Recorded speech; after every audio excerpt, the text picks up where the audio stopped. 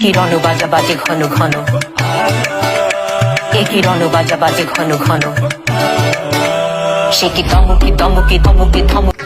Hello শ্বশুর আব্বা, আসসালামু আলাইকুম শ্বশুর আব্বা, কেমন আছেন আপনি?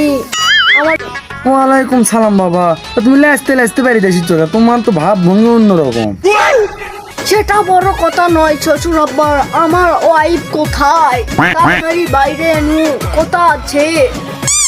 আমার বেটি মানে তোমার বউ বাড়িতে আছে বাবা, তুমি এনা বসো, আমি অফ করছি।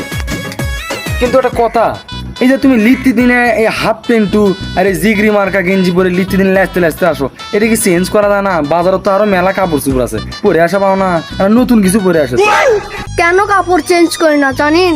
আপনার বড় মেয়েকে আমি বিয়ে করেছি, আপনার ছোট মেয়েকে যদি আমাকে দেন তাহলে আমি কাপড় পাল্টাবো। শালা লুচ্চো জামাই তো।